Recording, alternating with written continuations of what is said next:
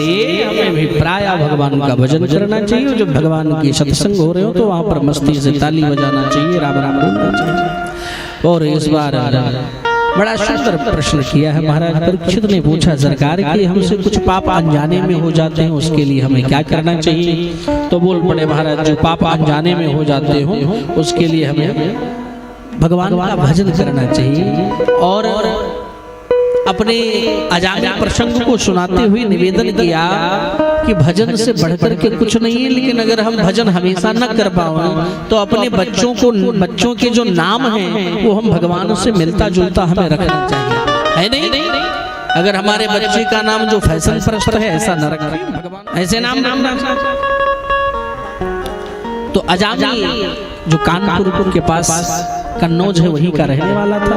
और धीरे धीरे उसका विवाह हुआ तो बहुत सारे बच्चे हुए, लेकिन संतों के कहने से अपने बेटे का नाम नारायण रख दिया। और एक नंबर का डाकू चोर था, लेकिन जब अंतिम समय आया तो बेटे के ही नाम का आश्रय लेकर के बहुत से पार हुआ, वो अजामिल। और ऐसे ही हम लोगों को भी अपने बच्चों का नाम भगवान के नाम से मिलता जुलता रखना चाहिए। तो ऐसे ही भगवान सब पर कृपा करते हैं। परीक्षित जी ने कहा, महाराज एक बात और नहीं समझ में आ रही। बोले क्या? बोले भगवान हमेशा दैत्यों को मारते हैं, देवताओं का सपोर्ट करते हैं। बोले अगर दैत्यों को ही मारते तो प्रहलाद जी भी तो दैत्य के यहाँ से भी हैं, प्रहलाद जी को हृदय से लगा रहे। बोले महाराज जी प्रहलाद जी कौन है? बोले हिरण्याक्ष हिरण्यकश्यपु दो भाई थे, और हिरण्याक्ष को जब से मारा तो हिरण्यकश्यपु कट्टर बैरी बन गया। और उसी दिन से तपस्या करने चला गया। ब्रह्मा जी प्रकट हुए, बोले क्या मांग रहे हो? बोले अजर अमर बना दो हमें। बोले ये तो नहीं मिलेगा, कुछ और मांगो। फिर तो हिरण्यकश्यपु ने वरदान की झड़ी लगा दी, ना ऊपर मरू न नीचे मरू, न दिन में मरू न रात में मरू, न अस्त्र से मरू न शस्त्र से मरू, न बाहर मरू न भीतर मरू, न आपकी बनाई हुई किसी चीज से मरू, न 12 महीने में किसी महीने में मरू। बोली इतना? अरे ठहर जा कितना वरदान मांगे।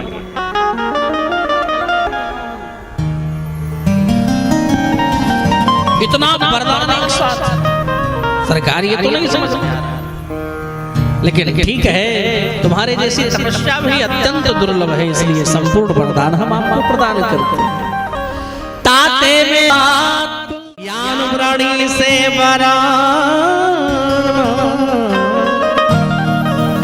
तथापि वितरो मिंगो वरान यद्यपि दुर्लभ।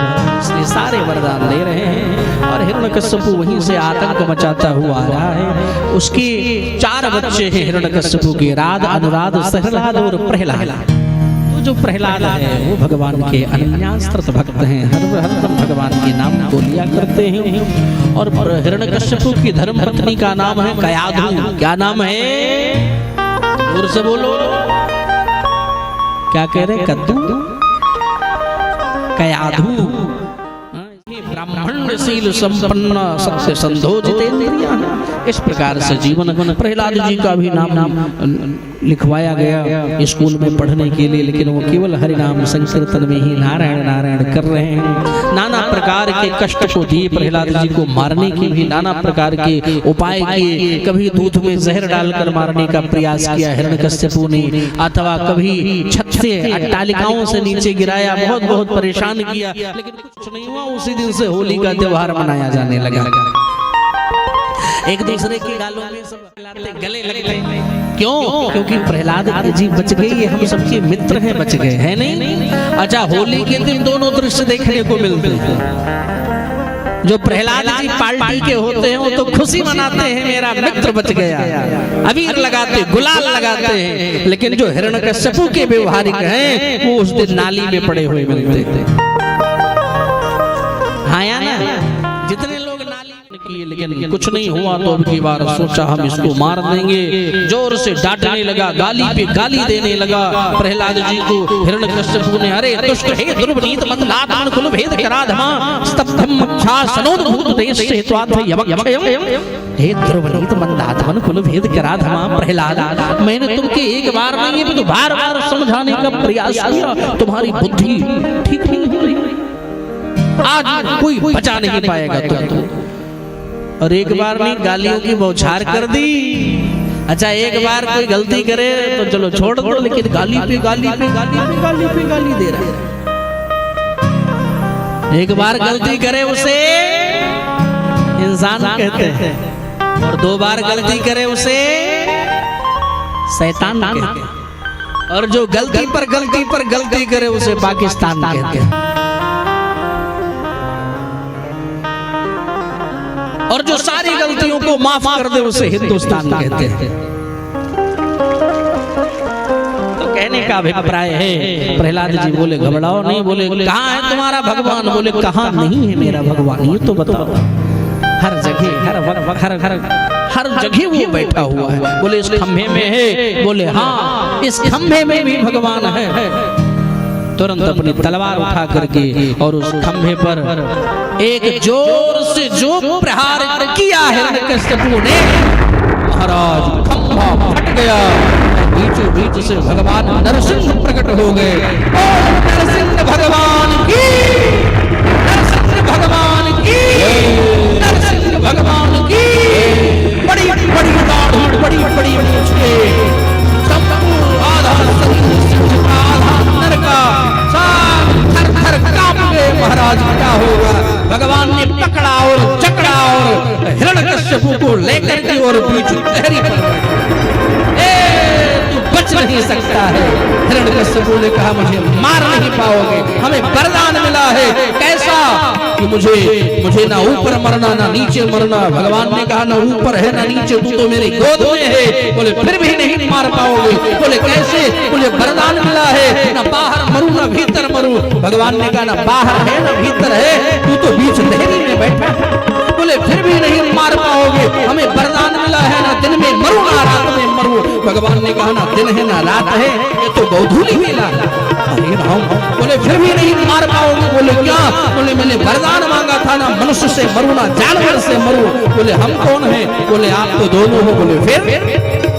हमने वरदान मांगा था ना अस्त्र से मरो ना शस्त्र से मरो। भगवान ने कहा नाखून तुम्हारे लिए काफी है, इसी से तुम्हारे पेट को हम फाड़ेंगे, इसी से तुम्हारे उदर को हम विदीर्ण करेंगे, फिर भी नहीं मार पाओगे। बोले क्यों?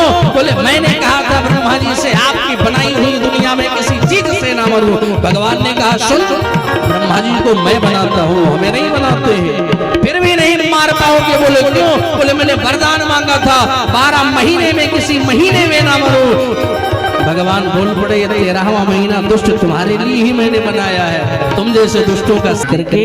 और भगवान वहां से अंतर्हित हुए। ये 13वां महीना तो पुरुषोत्तम मास आता है।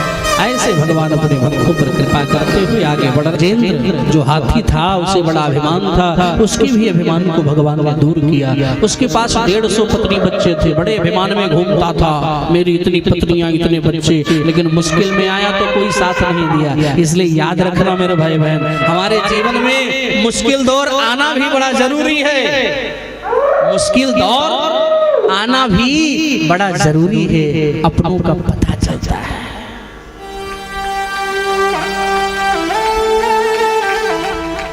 अगर मुश्किल दौर नहीं आएगा तो पता ही नहीं चलेगा हमारे साथ है कौन।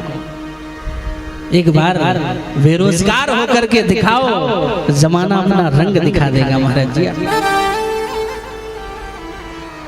इसलिए आपसे हम प्रार्थना करते हैं। और बहुत 150 पत्नी बच्चे हैं, कोई साथ नहीं दिया, और इस प्रकार से तब भगवान आकर के उनकी सुरक्षा की। ऐसे ही एक बार देवताओं को भी थोड़ा अभिमान आ गया था। समुद्र मंथन हुआ, समुद्र मंथन के बाद में जो अमृत निकला, जब उसको भगवान ने देवताओं को पिलाया मोहनी अवतार धारण करके, तो देवताओं को लगा अब तो हमें दैत्य लोग मार नहीं पाएंगे, अहंकार आ गया, भगवान का ही अपमान करने लगे। सो भगवान बोले अच्छा ये बात है? बोले हाँ। तो इधर दैत्यों के राजा महाराज बलि बड़े परेशान। तो लोगों ने बताया भैया एक काम करो, खूब ब्राह्मण की सेवा करो। ब्राह्मण की सेवा की, ब्राह्मण को भोजन कराए। ब्राह्मणों ने आशीर्वाद दिया कि जाओ भैया तुम्हारी विजय हो। और फिर चढ़ाई किया महाराज बलि ने, पूरा स्वर्ग ही क्या त्रैलोक को अपने कब्जे में कर लिया। देवताओं को मार मार के भगाया, सब देवता भागे भागे फिर रहे इधर से उधर। और अब क्या करें? तो जीवन में जब हमारे बच्चे के जीवन में कष्ट आएगा तो सबसे ज्यादा परेशान होगा कौन? माँ, महारानी। अदिति मैया बहुत परेशान हुई, जो देवताओं की माँ है, क्या करें। महाराज कश्यप से पूछा, महाराज हम क्या करें। तो कश्यप महाराज ने एक सुंदर पयो व्रत बताया। कौन सा व्रत बताया कि पयो व्रत करो। बोले वो कैसे होगा महाराज। बोले ये 12 दिन का व्रत मैं बता रहा हूँ, जो फाल्गुन के शुक्ल पक्ष में व्रत किया जाता है। इसका नाम पयो व्रत है। प्रतिपदा से लेकर के त्रयोदशी तक किया जाएगा। प्रातः काल जल्दी उठो, यज्ञ नारायण भगवान की स्तुति करो।